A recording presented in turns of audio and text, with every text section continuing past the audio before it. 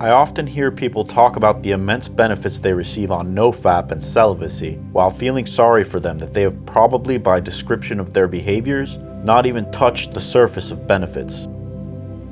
To explain why, we need to investigate the nature of mind and desires. Warning, I'm about to go deep on this one, so rewatch as many times as you need until you understand. It is not for the lighthearted. Happiness, the goal of all our struggles, is actually in our innate nature.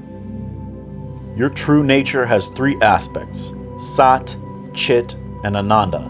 Those are Sanskrit for beingness, consciousness, and bliss. We do all the work we do in life to reach one of two ends. One, so that we can get to a better, thus happy state. Or two, so that we can achieve something to get to a better, and again, thus happy state. The irony of all this is that the happiness we seek is already within us. Look at the three states: wakefulness, dream sleep, and deep sleep. In wakefulness, and even in dreams, we have our beingness, consciousness, and bliss. But unfortunately, the mind gets in the way of the bliss more often than not. In deep sleep, we have our beingness and bliss, but the consciousness is temporarily shut off, or we can say it is aware of the lack of awareness temporarily, while our body and mind rest. Why do you think people love sleep so much, even as much as they love drugs? It is because we experience that uninterrupted bliss and beingness while our mind is temporarily shut off.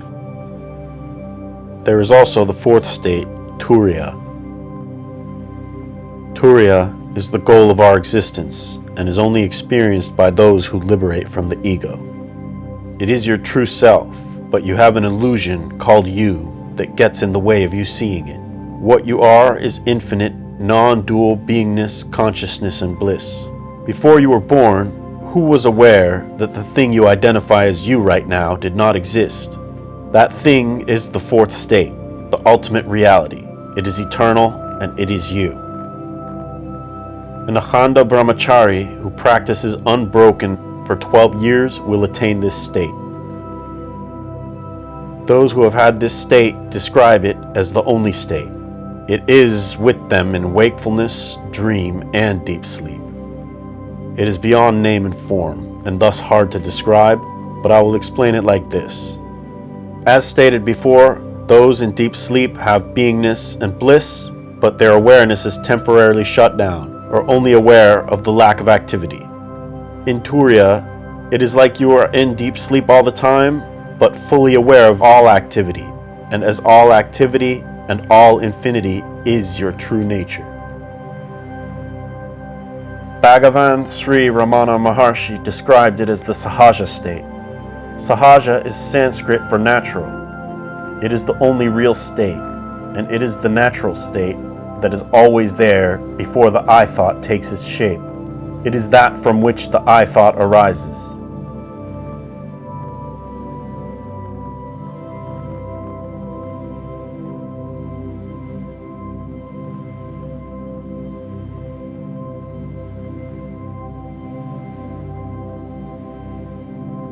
The problem for most on this path is that we get stuck in the cycle of addiction and withdrawal, and the more we engage that, the more we identify with our ego.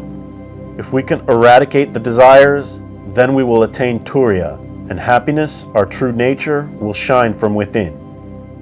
At that point, all pleasure and pain will merely pass through us as if it is playing on a movie screen. No attachment.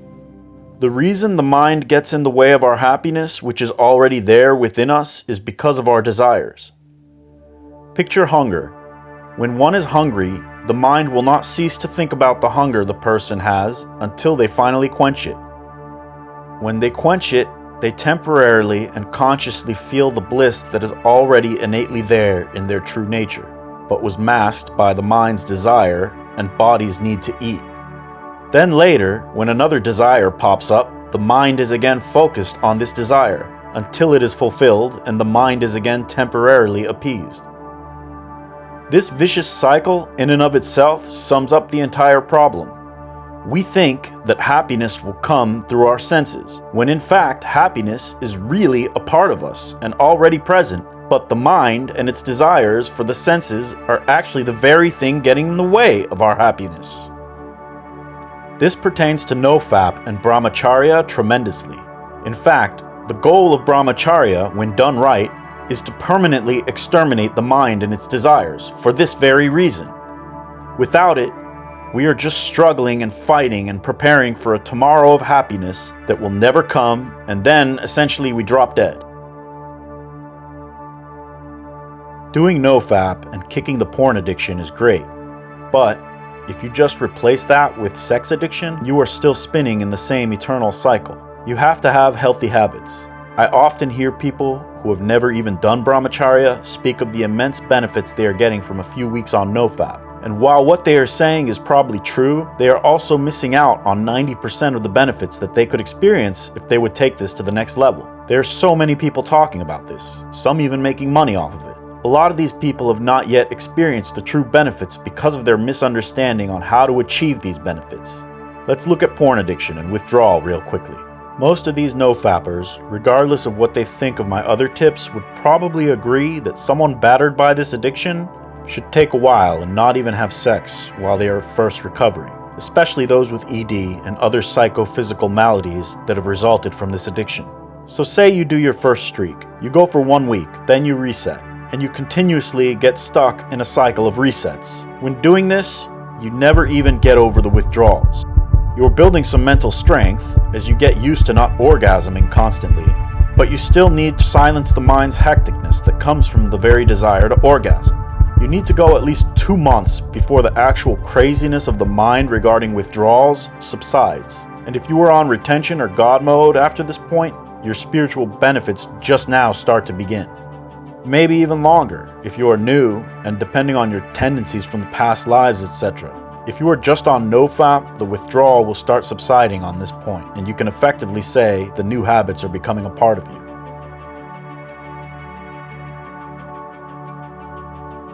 The point I am making is that desires cause the mind to attack you, and you suffer as a result.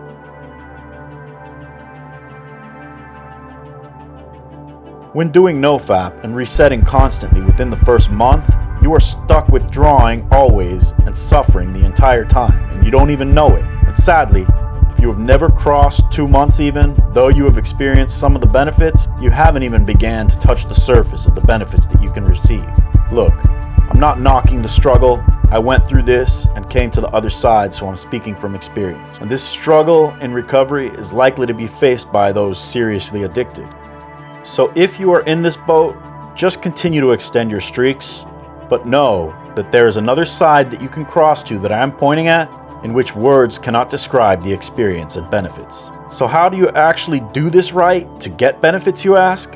You need to do super long streaks. Sorry, but no other way. Do a super long streak on God mode or Brahmacharya, and then if you slip, you will see what I'm talking about.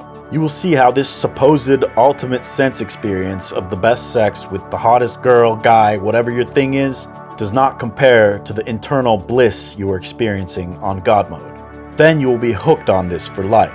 I'm not saying you will become a monk and renounce the world necessarily, but you will not fap. And the same goes for nofap. For those of you who don't want to do God mode, just do a 3 to 6 month streak on monk mode before having sex again, especially if you're new and suffering from ED, anxiety, and other symptoms. Sorry, I wish there was an easy way or just some class I could have you pay $100 a month for and it would fix it, but unfortunately, there is no easy way and no class or group that exists that will solve this for you. You have to do this yourself. You can have support, but at the end of the day, people show you the door, you have to walk through it. As the Buddha said, nothing is gained without sacrifice. In order to gain anything, you must first lose everything. In short, the mind gets in the way of our happiness. Quenching your desires will not lead to happiness. Eradication of those desires will. This only begins to happen after 2 months on the nofap Brahmacharya journey, and continues a slow course for an average period of 12 years or so keep strong. If you are weak, at the very least, keep extending your streaks every time so you can get there.